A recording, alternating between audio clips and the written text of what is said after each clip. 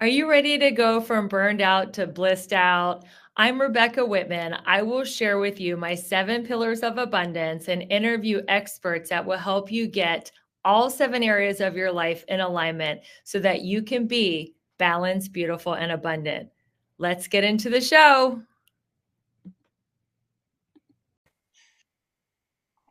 Welcome, everyone, to the Balanced, Beautiful, and Abundant podcast. I am your host, Rebecca Whitman. We are taking you from burned out to balanced, beautiful, and abundant. Thank you, everyone, for your loyalty, your subscription, your 5-star reviews.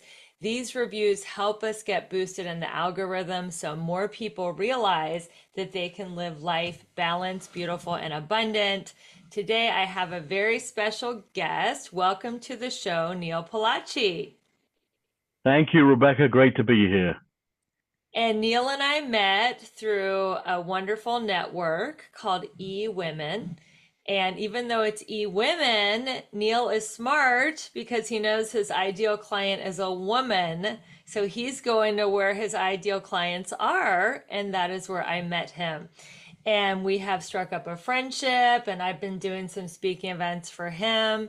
He is now a guest on this show, and I'm so excited to tell you guys about his background.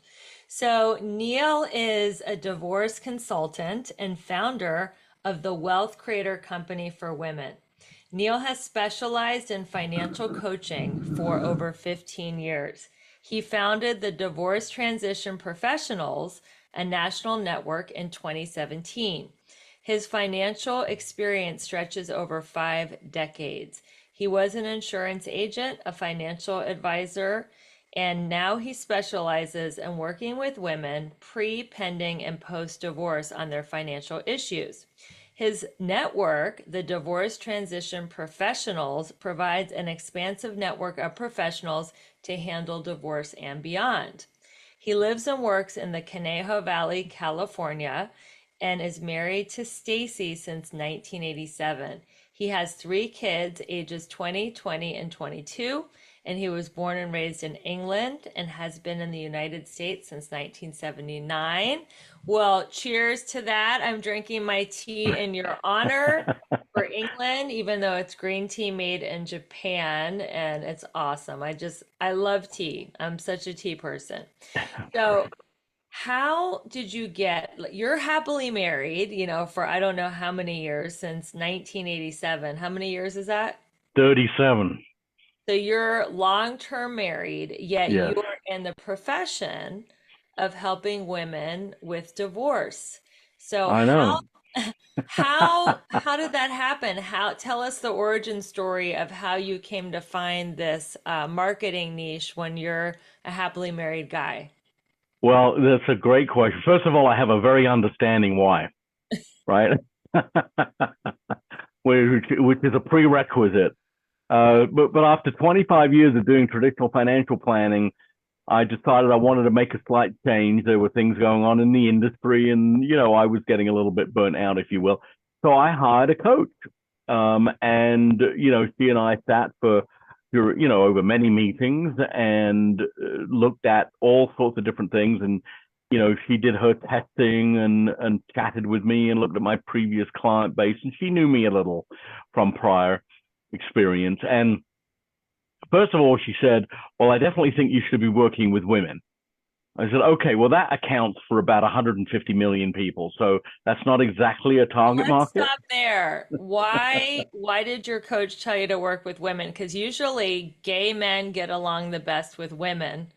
What is it about you that makes you get along so well with women? Like, did you grow up with sisters? Like, how did you get along? Well, yeah. Well, 2 daughters, married for a long time, mother who's a professional, sister who's a business owner. Yeah, so I did grow up around a lot of really great women, and I got 2 first cousins that I grew up with, both girls. So I think yes, but the other part of it is, I'm not exactly a shy person. I like to talk, I like to listen, I like to know what's going on. I like the jibber jabber. So I think that was certainly part of it. And so, that was the conclusion. I agreed with her. It didn't surprise me. I got to say that when I was in the traditional financial planning world, insurance world, and so forth, I would do business with anybody that needed help. And so I sit a lot with married couples, and I found that I would always get more information from the wife than the husband, Mm-hmm. and more honest stuff. It's not that the husbands were dishonest, they were just more closed. And so I would get more information. Anyway, so for me, that's what she said. I said, okay, great. Now we got to boil it down. So we looked at demographics and occupations and all sorts of different things. Do I want to work with female attorneys, or do I want to work with, female physicians? Whatever it might be. And ultimately, through the testing of all these different things, she said, well, single women, like divorced and widowed women, is what she started with. I said, yeah. I mean, that just kind of rang true to me. I remember that conversation. And ultimately, that's what we went with. And I just, I'm one of these people that if I feel that something feels right in the gut, assuming it's backed up with a little bit of real knowledge, I'm in 100%. And I did, and I changed, got a new website, did everything, and that was 15 years ago, and I've been doing that ever since. Wow, that is such a wonderful story. And I'm sure you've helped so many women. Before we get into divorce, I want to know, if you're listening, that I'm a huge believer in marriage. Obviously, Neil is. He's been married 37 years. I've only been married 2 years. So if I married 37 years, I'll be over 100 years old. So that will definitely be a modern miracle. So I don't think I'll ever get to his years of marriage, but you never know. Or maybe I don't know. That's not true. I'm so bad at math, you guys. I'm really bad. The reason I went to Princeton, it was the only Ivy League without a math requirement. But anyway, That's great.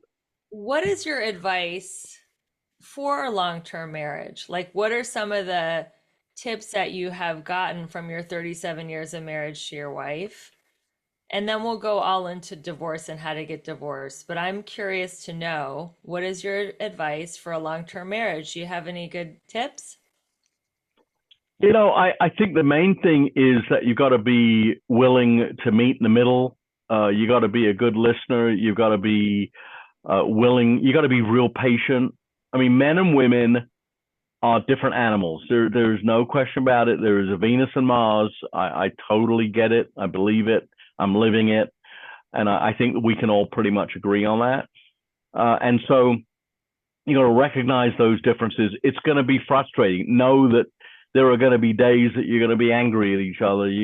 Things are not going quite right. There are going to be other days where you're going to be, so happy. It's amazing, and lots of ups and downs. And if you have kids I mean, it can get so complex and complicated, right? But you got to stick with it. And look, yeah, at a certain point, maybe you decide that it's just not going to work, that you have either both or one of you has done everything that you can, and it's miserable most days, let's say, and it's just not to be. But, give it everything you've got first. Don't give up too quickly. Go get some marriage counseling. We've done it several times throughout our marriage.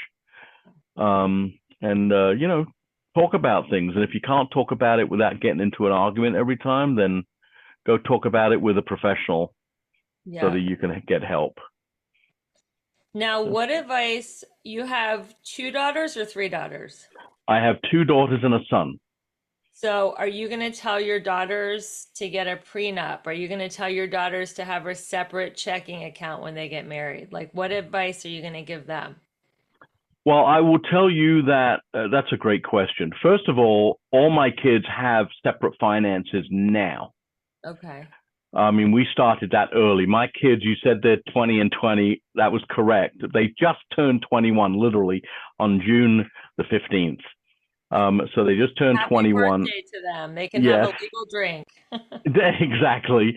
My 22-year-old will turn 23 on July the 20th. So, but they've all had their own checking accounts and credit cards since they were probably 16 or 17. They pay their own bills. The ones that they pay, they don't pay all their own bills, but the ones that they pay, they have their own credit cards. They're building their own credit score. And yes, I would highly recommend that they have joint stuff, but they also have all their own things as well. And a prenup agreement, if they've got some assets, I think would be a very good idea. And I don't think that it's necessarily fair to go into a marriage and then have everything that you've worked hard for be split in the event that it doesn't work out. The fella may be coming into the marriage with stuff too. So, I mean, it's a two-way street, right? Right. I know it's hard to do. It's hard to discuss that stuff, but yeah, I would say to them, at least discuss it. That's good advice. So my next question is, does divorce have to be ugly? It doesn't have to be ugly. No. The tagline, or it's almost a mission statement for DTP, the divorce transition professionals that you mentioned that you've spoken at. There's an organization that is full of hundreds of professionals that are in the divorce world, and our mission is making divorce just a little bit easier. So what I say to people is there is no such thing as an easy divorce, but you can have an easier divorce. It doesn't have to be ugly. And, it's not a happy time. If one person has filed, if it wasn't a mutual thing, somebody's upset. Even if you've both agreed on it, it wasn't the plan. I mean, when you got married, that wasn't the plan, but it happened. So, no, it doesn't have to be ugly.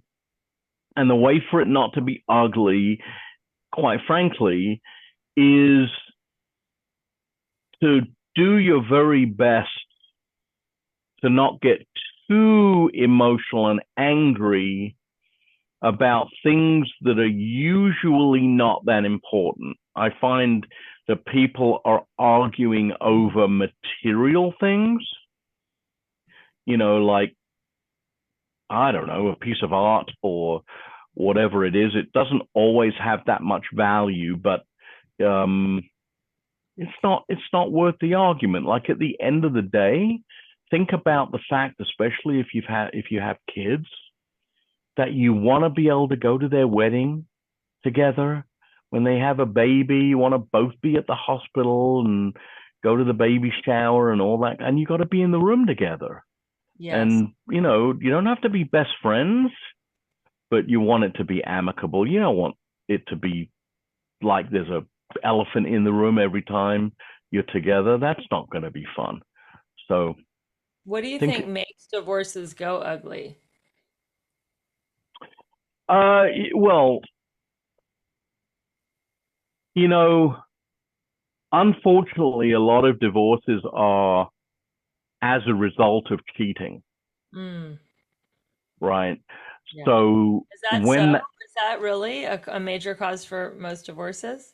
what about most divorces, but it's one of the major causes of divorce. Okay. Yeah. Okay. That is drug addiction and alcoholism, of course, domestic violence, and financial issues. Yes. Those would be the four areas, right? And so, but when there's cheating or when there's financial issues, when there's money hidden, when there's huge amounts of debt that hasn't been disclosed, obviously when there's any kind of domestic violence, that's totally unacceptable. So, there's a lot of anger and hurt that goes along with that. And then it's difficult to be reasonable because you're so angry about it. You're like, well, through him, like I want this and I want that and I want full custody of my kids and I want the house and he should be penalized. But the thing is that unfortunately, none of those things affect the fact that if you're in a community property state, it's 50-50. Yeah. It doesn't matter. So do prenups matter? I mean, if it's 50, Prenups do. Yeah. I heard a lot of people don't even, hold up to their prenups in court. Well, that unfortunately is a function of how the prenup was written and whether or not the attorney was good at it. And, did they go to some online service to get that done or did they use a lawyer? So, yeah, I'm sure. I mean, like any agreement, people can argue about it, sue over it, and disagree about what it really means. And so, yeah, I mean, people can sue anybody pretty much for anything and then win or lose in court, depending on the day, the judge, the jury. So, yeah, it can be tough even with a prenup. But, having it, there's a certain amount, and I'm not a lawyer, but, there's a certain amount of intent that the court will say, well, yeah, I mean, this is what was intended here. So, Yeah. but, unfortunately, we hear about the worst stories, right? The ones that hit the media are the millionaires and billionaires whose divorces go bad and kids get messed around and prenups get ruined and so forth. But that's not mostly what happens to quote unquote regular people, really. Yeah. So what are your top 10 divorce financial tips for having a divorce that doesn't break you? Well, number one, be prepared. Okay. Definitely be prepared. I mean, all of my clients are women, 100%. I don't work with men. I don't work with couples. So for me, be prepared. My average client's 50 years old. So maybe she's in more of a traditional type of marriage where she's not as involved in the finances, although that's changing and has been changing for years. And so, some of my clients are making oodles of money and, they're CEO of companies and running multi-million-dollar businesses and so forth. But, there's still a certain segment where that's not the case. And even when they earn a lot of money and make a lot of money, that doesn't necessarily mean they're well prepared. Right. For a divorce because they're busy women, and sometimes the details get lost in the shuffle in their personal finances, right? So, be prepared. Make sure that you've got, if you don't already, make sure that you have your own credit, like a credit card. Women that I meet that do not have, well, I have a credit card. Yeah, but is it your name? Well, it's got my name on it. Yeah, but is the credit card and you find out that it isn't. They have a credit card with their name on it, but the account is in their husband's name. You got to have your own credit, and we can look at that. We can run the credit report and find that out and so on and so forth, or call the credit card company. Make sure that you have your own bank account. I tell my clients, stash some money away, and you got to do that pre-divorce because, once the divorce is filed, then everything gets frozen. Like nobody's allowed to touch anything. Yeah. So you want to make sure that, you've stashed some money away, like some cash, some actual cash, so that you've got some wherewithal. Because I've got clients who have had to leave. And how do you do that? And then if you use the credit card that is in his name, then he might know where you are. Maybe you don't want to have him know that, that kind of thing. It's terrible that you have to be a little bit sneaky, but it's not illegal. But you have to do certain things in order to be safe and, make sure that everything's cool.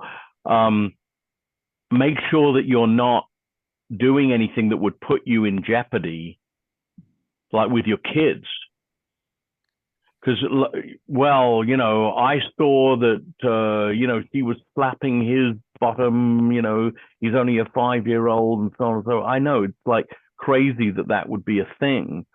But you've just got to be careful with what you say. Stay off of social media. That would Mm. be another tip. Don't be putting all your dirty laundry out there. It's there forever, and they'll use it Oh in yeah. court, you know?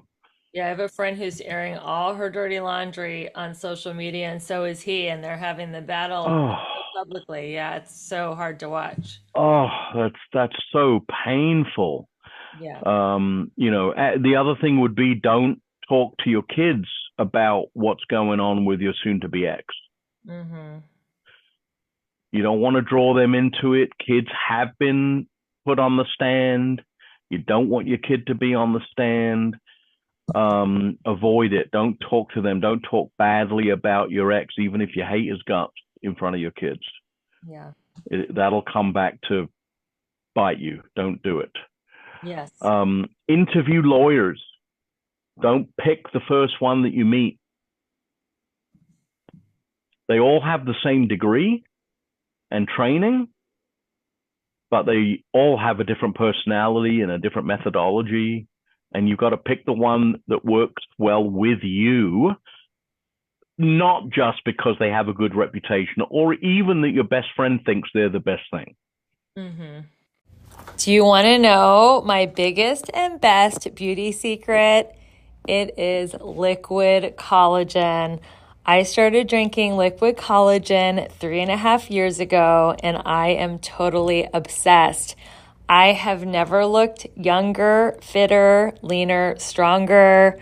My skin is glowing. My hair is thick and shiny. Eyebrows, eyelashes, nails, they're all growing, and I feel like I'm aging backwards. If you really want to know a huge hack to be balanced, beautiful, and abundant, you got to try this collagen. It is amazing. If you go to the show notes, you will get a $10 off coupon. If you buy 2 bottles, it's $25 off. And there's 2 versions. There's one for anti-aging and overall health, and there's another formula for fat loss. Both formulas are amazing. They taste great, and it's so easy to take. You just take a spoonful in the morning and a spoonful at night and just add it to your regimen. This stuff is off the charts. So make sure you go to the link in the show notes and grab yourself a couple bottles and tell me how much you love aging backwards. Thanks for watching the show, and we'll be back to our regular content now. Like, you got to find one that fits well for you. So interview 3 or 4 before you make a decision, because it's a lot of money. Oh, yeah. It's a lot of money. So I don't know how many I'm at. I'm probably at 7 or 8, but there's a bunch there of Yeah. tips. Yeah, those are some great tips. Thank you. So speaking of interviewing lawyers, what should people look for in a divorce attorney? Well, so that's a great question. What I see a lot, I see this on social media, actually. You probably do too. Planning on a divorce, please give me recommendations for the biggest, baddest family lawyer that is on the face of the planet, because I need to get nasty, right? I mean, I see that type of stuff on social media all the time. I think that what I find is that you've got to make a decision what direction you want to go.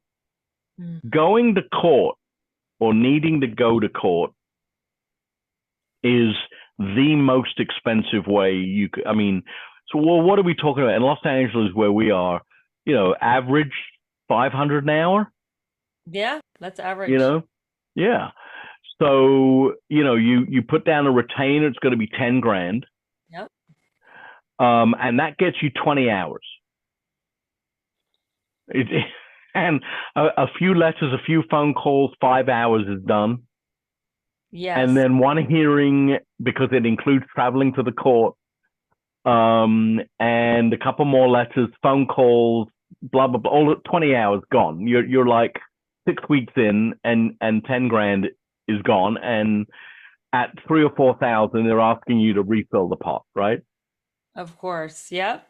So, it gets really expensive. So what you want is you want really someone who is a great negotiator, right? If they're going to be doing, because they're going to be talking to the other lawyer. So are they a good negotiator? Like, give me some examples. Ask them, like, how long has it taken you on, let's take your last 10 clients. How long did it take to settle their case?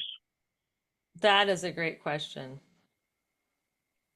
Right. And then you can, well, now we know it's going to take a minimum 6 months because you can't get divorced quicker than that, really, Yes. in California. Right. And even ask them, like, and you're not asking for any private information. So they should be willing to share because you're not asking for anybody's names. Okay. It took a year. And how many billable hours was that? Another good question. Oh, they are 150 or 75 or whatever the answer is. They really should be willing to share that Mm-hmm. because there's no confidentiality. You're not asking for a specific individual and give me their name and telephone number and social security. You're just Right. asking for an average, tell me what the deal is. So, and the other part would be, are they only a litigator or do they also do mediation and collaborative law?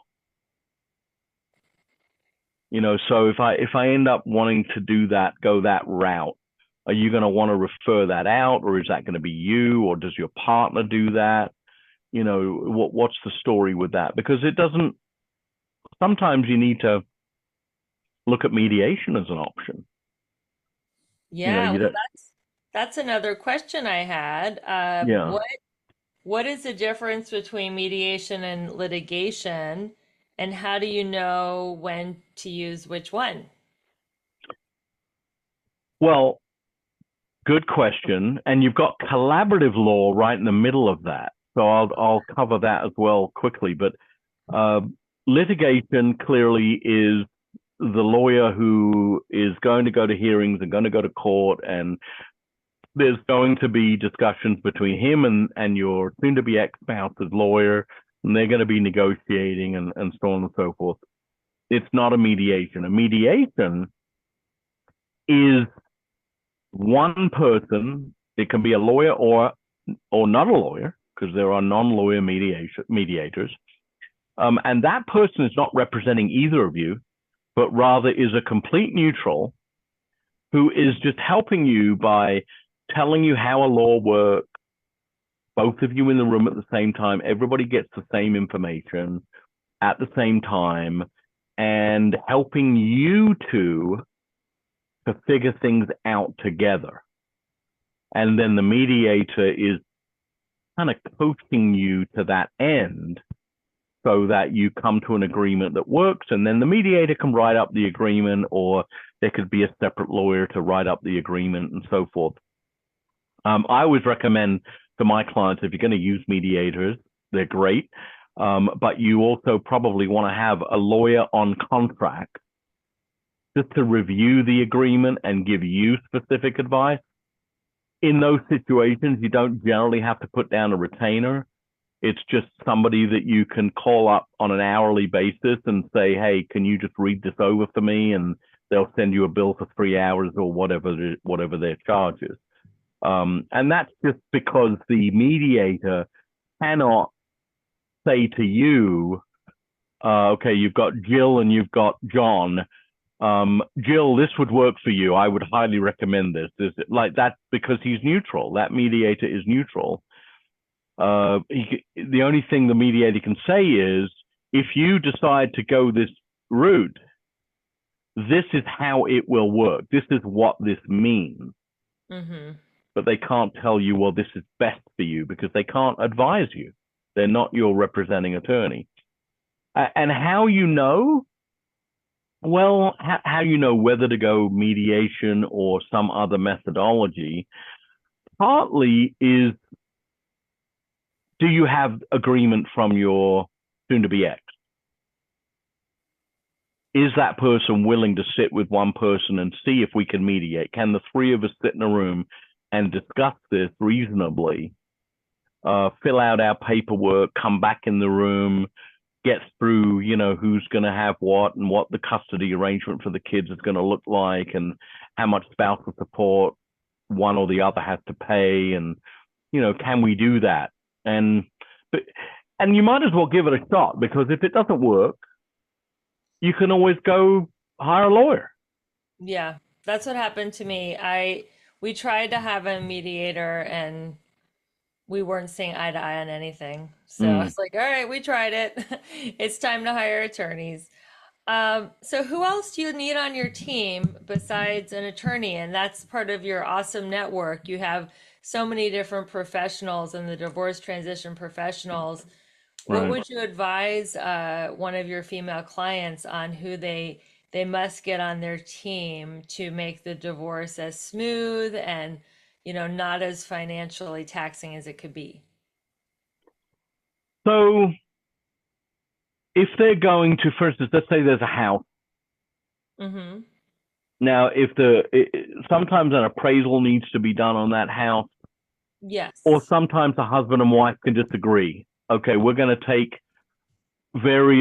look at various online sources. We're going to have one of our realtor friends do a little bit of a neighborhood look, and we're going to come to an agreement. Oh yeah, we both agree this house is worth $975,000. Okay, great, and that's fine. Like, you don't have to have an appraisal, but an appraiser might be needed. If the house is going to be sold, then you need a realtor, and then you will need an appraiser. Mm-hmm. But that'll be pretty much required by the bank. And then each of those people are now going to they need to live somewhere. So they're probably going to need a realtor to help them find a new place or rent a new place or whatever it's going to be, and a mortgage broker if they're Mm-hmm. going to actually buy a place. So a realtor and a mortgage broker.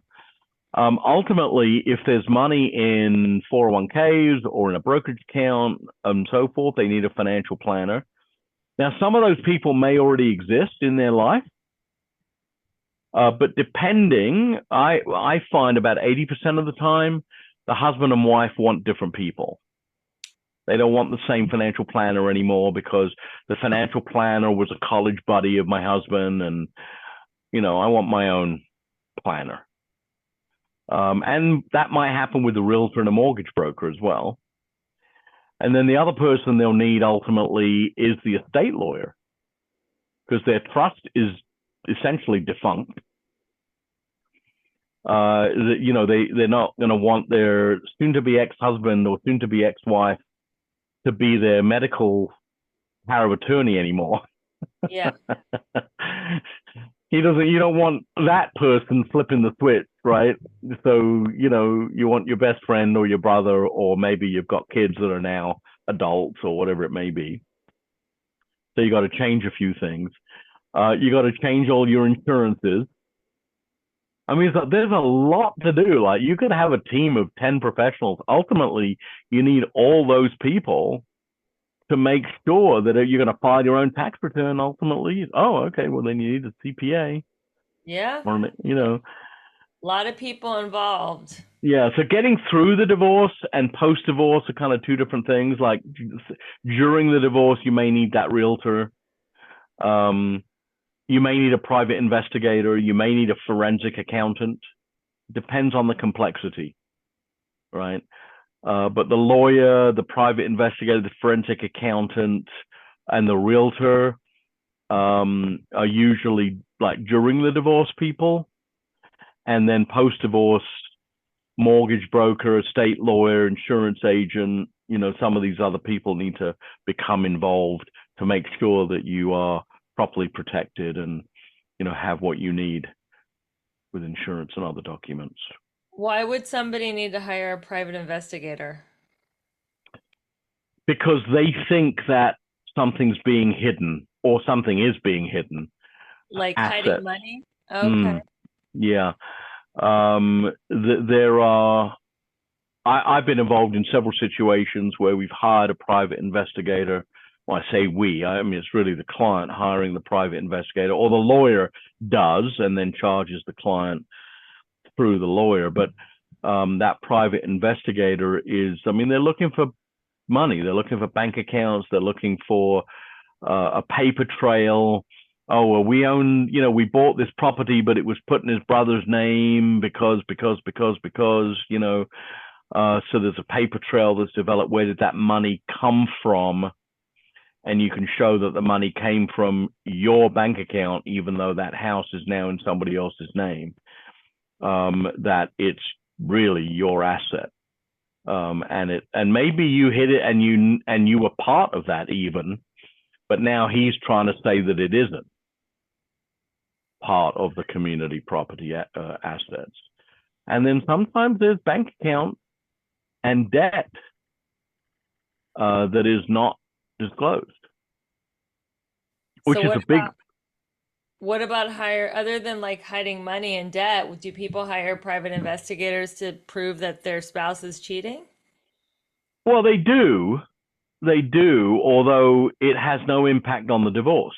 Right, that's what I was going to say. It has no Yeah, impact on the outcome of the divorce because cheating isn't no, illegal.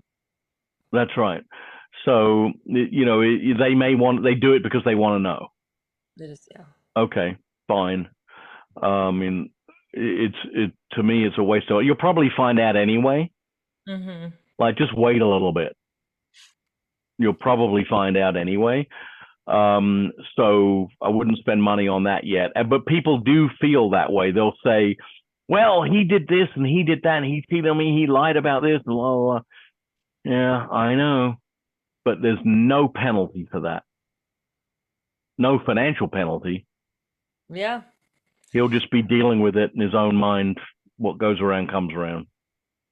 So, how do you keep your vibration high personally? Because this show is all about keeping your vibration high so you can magnetize like health, wealth, success, romance. You're hearing so many sob stories and angry stories and Yeah, acrimony. How do you personally, Neil, keep your vibration high? Because you're a very jovial guy. So, yeah. what is your secret? Well, for me, my goal for the client is that you're going to have a great life, Yes. right? So that's always my thought when they come into me pre-divorce. It's always like, well, I'm sorry that you're going through this. I'm sorry that you're thinking about doing this, and I'll do my best to support you during it, and so on and so forth. But ultimately, a year or two down the road, you are going to be in a different place. You're going to have a great life. My thing is not, oh my God, you're 50. My thing is, you're only 50. Mm-hmm. Like, you are living in a time where 50 is barely middle age Yeah, sure. anymore. So, not only could you live 50 years, but 30 of those years could be amazingly productive, Yeah, maybe more, right? right. So if you're 50 years old, you've got a lot of my clients, they have college degrees and so forth. I mean, these are smart people. Say, look, I mean, 3 years from now, you could be a lawyer.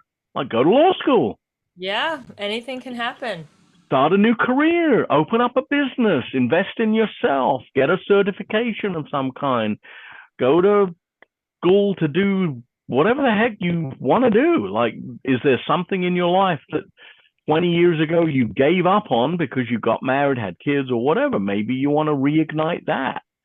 There's all sorts of opportunities. So to me, it's always about having the glass be half full. Yeah, I did a You're gonna go through some crap. I get it, yes. but you're gonna come out of the other end, and that there's a light at the end of the tunnel, and it is not an oncoming train. It's a real light, and there's something out there for you. We just got to find it. Yeah. People spend so much money on wedding receptions and the band, the DJ, the gifts. I think they should have divorce parties because it's a big life transition, just like a wedding, just like a marriage, just like a baby shower. And they're choosing a new life for themselves. So Right. why not have a divorce party and a cake and a DJ? I mean, they're I love it. celebrating a new chapter and they are choosing them rather than staying in a relationship that is toxic and no longer serves them. And even if the other Mhm. person divorced them, they can still have a divorce party to celebrate this new phase of their life. And I agree Yeah. what you said. 50 is the new 30. I mean, we have J Lo, swinging down a pole at Super Bowl halftime, when she's in her early 50s. So things are definitely changing. So, Neil, this has been amazing. I know my audiences, especially if they're, on the brink or know someone on the brink of a divorce, will want to get in touch with you. How can people stay in touch with you? Well, there's a couple of different ways. Number one, I I don't have a gatekeeper, right? Everybody probably knows that term. So feel free to call or text me directly at 818-606-7327. I answer my own phone. I respond to my own texts. Please feel free to. Really, I really, really mean that. If you want to look at like some pre-divorce classes, you can go to divorcetransitionmastermind.com, divorcetransitionmastermind.com, and you can look at some of the pre-divorce financial class that we offer. And if you want a 26-week, like little coaching letters that go out every week, you can go to thewealthcreatorcompany.com and sign up for that. And that's completely free. And you'll get some tips every week for the next 26 weeks and so forth. So, and I'm happy to help. I do a free consult. I really, and during that consult, it's great information. It's not just about how you can hire me. It's real information. And that may be all you need. You may not need to hire me. Maybe something very, very straightforward. So feel free to pick up the phone, text me, email me. Happy to help. All right. Well, Neil, you just gave your number to thousands of people all over the world. Okay, that's fine. Hopefully they won't blow you up too much. Uh, but definitely if you're on the brink or not sure or scared and you just want to bounce some ideas off Neil, like he said, he's going to give you a free consult. There's no pressure to hire him if it's not a fit, and he's, committed to give you value. So that's amazing. So everyone, thank you so much for listening to another fantastic episode of the Balanced, Beautiful, and Abundant Show. I so appreciate you rating, reviewing, subscribing, sharing this episode with a friend. This is a movement, guys. We can achieve health, happiness, and success without burnout. So I'm Rebecca, your host, helping you go from burned out to balanced, beautiful, and abundant. And until we meet again, keep your vibe high and magnetized. Thanks, everyone. Thank you. Wow, what an amazing show. I got so much value out of that, and I hope you did too. I would love to help you get unstuck. Which of the 7 key areas of life do you feel blocked in? Maybe you are stuck in your love life and can't manifest your soulmate. Maybe you just can't lose that last 10 pounds. Maybe you are burned out and want to get out of your job and create a 6-figure side hustle. I have great news for you. I am offering 3 complimentary breakthrough calls this week for the women and the men that are ready to get unstuck. This is a free 45-minute coaching call that I am offering to my listeners. Just go to the link in the show notes. And for those of you ready to really have the time of your life and end 2024 on an incredible note, you will want to learn more about the Balanced, Beautiful, and Abundant Retreat, October 3rd through 6th in Belize City, Central America. Not only will you learn how to get all 7 areas of your life to a level 10 to end the year with momentum, but you will enjoy pampering in a luxury spa with healthy food, yoga, and sound bath. We will be having an incredible time on the beach, in the pool, walking around the beautiful city. It's in a private island, and it's just something that will be the best decision you ever made. I can't wait to spend a weekend with you in Belize City, Central America, on a private island. So if you're looking for more information on the Balanced, Beautiful, and Abundant Retreat, make sure you go to my link in the show notes. And for everybody else, thank you so much for supporting the show. We love our listeners. Your reviews, your subscriptions, sharing this podcast with your friends and family is really getting the word out there that you do not have to go through life burned out. You can be balanced, beautiful, and abundant. Make sure you tune in next week, and we'll see you soon. Bye.